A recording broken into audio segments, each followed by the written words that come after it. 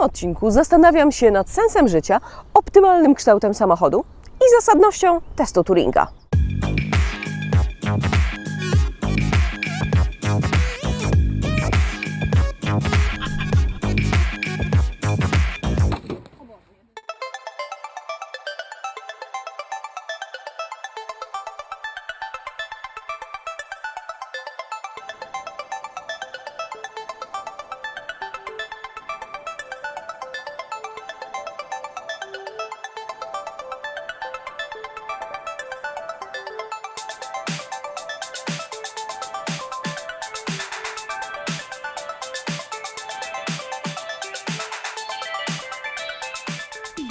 Klasa B to ostateczna siostra klasy A. Klasa A jest zgrabna i wesoła. Wiecie, taka dziewczyna, która zna wszystkie najnowsze adresy w mieście i chodzi na zajęcia z tańca na róże, bo to doskonałe ćwiczenie dla całego ciała. Kontynuując to porównanie, klasa B chodzi w najlepszym przypadku na zumbę, a i to niechętnie, bo ma dużo spraw na głowie. Nie wygrywa urodą, ale jest taka rozsądna. Kiedy wybiera się samochód, często pomija się łatwość wsiadania i wygodę siedzenia. Do klasy B wsiada się łatwo i z tyłu, i z przodu, a siedzi się jak na krześle. Żadnego zginania się, garbienia, żadnego wspinania. Wewnątrz jest dużo miejsca, duży jest też zakres regulacji fotela. Nie ma problemu ze znalezieniem poprawnej pozycji za kierownicą. A jeśli nie wiesz, jak to zrobić, mam o tym wideo. Link w opisie filmu. Co ważne, słupki A nie ograniczają widoczności. Są węższe niż w poprzedniej generacji. Bagażnik można otworzyć gestem. Jego pojemność wynosi 455 litrów według normy VDA. Są haczyki, taśma elastyczna. Jeśli ktoś z Was uczy się na pamięć tabelek z prasy motoryzacyjnej, to już pewnie tupie ze zdenerwowania, że bagażnik w nowej klasie B jest mniejszy niż w poprzedniej generacji. Ale nigdy w stresie. Już niedługo pojawi się opcjonalna przesuwana kanapa. 14 cm niewiele, ale uzyskane w ten sposób 705 litrów to więcej niż w Skodzie Superb. Kombi!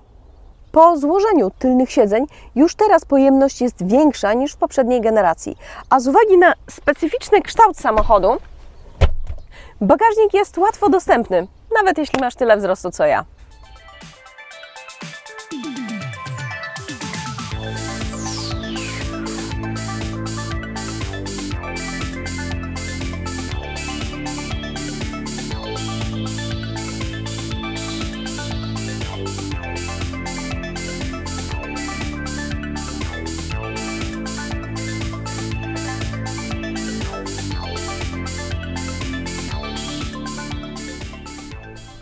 Jeśli śledzisz mnie na Instagramie, mogło Ci się rzucić w oczy nagranie, w którym opowiadam o deszczowym poranku. Nie, nic nie przecieka, ale jeśli leje, a cała rodzina wsiada do samochodu, każdy jeszcze czegoś tam zapomni, wróci po to do domu, to potem polecam bardzo porządnie wytrzeć drzwi samochodu od środka. Jest tu dużo zakamarków, a na tych srebrnych uchwytach robią się nieestetyczne zacieki. Dlatego nie kupujemy też srebrnych garnków. System inforozrywki w nowej klasie B nazywa się MBUX. Trzeba przy nim, a właściwie przy niej uważać, co się mówi, bo jeśli powie się Mercedes, tak, proszę, to trzeba będzie anulować. Anuluj. Co chcesz teraz zrobić? Anuluj. No właśnie, system reaguje na hasło Hej Mercedes. Teraz nie, bo wyłączyłam samochód, żeby móc Wam o tym systemie na spokojnie opowiedzieć. Pokazywałam go zresztą już przed rokiem w moim teście klasy A. Trzeba o nim wiedzieć dwie rzeczy. Po pierwsze, system rozumie naturalną mowę. Wystarczy podać adres w mieście, w którym jesteśmy, albo nazwę, żeby włączyć nawigację. Można też zmienić ustawienia klimatyzacji, zadzwonić do kogoś. Po drugie, jeśli nie ma zasięgu internetu albo jest on słaby, system może nie działać poprawnie i wtedy trzeba przejść na sterowanie ręczne.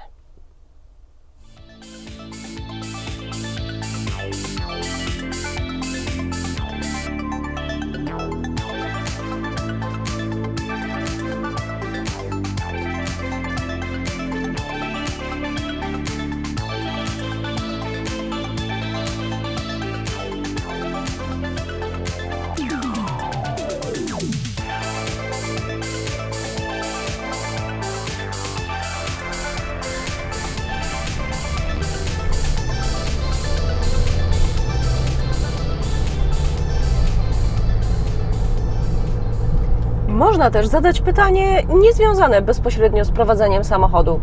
Hej Mercedes, Tak, proszę. jaki jest sens życia?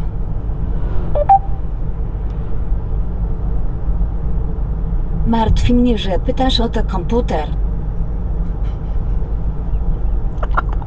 I tutaj dochodzimy do testu Turinga. Dla tych, co nie wiedzą, jest to sposób określenia zdolności maszyny do posługiwania się językiem naturalnym, mający dowodzić opanowania przez nią umiejętności myślenia w sposób podobny do ludzkiego.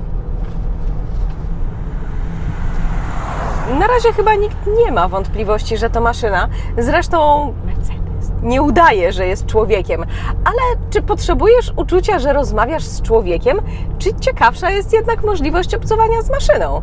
Daj mi znać w komentarzu, jak Ci się to podoba. Wrócę jeszcze na chwilę do nawigacji. Po uruchomieniu prowadzenia do celu, każdy manewr pokazuje się również na ekranie jako widok z przedniej kamery z nałożonymi strzałkami i szyldami z nazwą ulicy. To rozszerzona rzeczywistość. Kto grał w Pokemony na komórce, zna to rozwiązanie. Bardzo ułatwia prowadzenie samochodu w nieznanym mieście.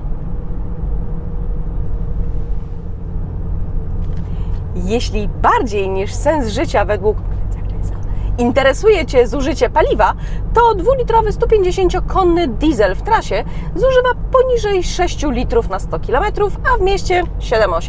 Na jednym baku można spokojnie dojechać z Warszawy nad morze i z powrotem. Producent zaznacza, że nowe silniki diesla z zapasem spełniają normy emisji i nikt ich nie będzie wyganiać z miast.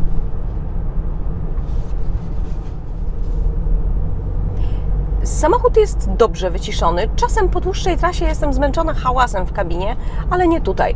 Żałuję tylko, że ten testowy egzemplarz nie został wyposażony w aktywny tempomat i aktywnego asystenta pasa ruchu. W testowym aucie jest tylko system stanowczo informujący o najechaniu na linię. Prowadzenie klasy B jest przyjemne. Samochód jest zwrotny, widoczność jest dobra, prowadzenie pewne. W mieście przydają się kamery i asystent parkowania. Przyznaję, nie lubię parkowania równoległego, a tu samochód bez trudu zrobi to za mnie. Nie rozumiem, dlaczego takich samochodów nie ma więcej na drogach. Taka bryła to połączenie najlepszych cech sedanów i SUV-ów. Wewnątrz dużo miejsca, dużo schowków, wszystko pod ręką. A że nie wygląda seksownie? Och tak, przepraszam, zapomniałam, przecież na polskich drogach aż roi się od seksownych samochodów. A co Ty sądzisz o klasie B Mercedesa? Przekonuje Cię ten typ nadwozia, czy wolisz coś innego? Daj mi znać w komentarzu. Oceń moje wideo, daj łapkę w górę, jeśli Ci się podobało. Naciśnij dzwoneczek, żeby zawsze być na bieżąco z wideo ode mnie. Nowe materiały motoryzacyjne w każdy czwartek o tej samej porze. Dzięki i do zobaczenia.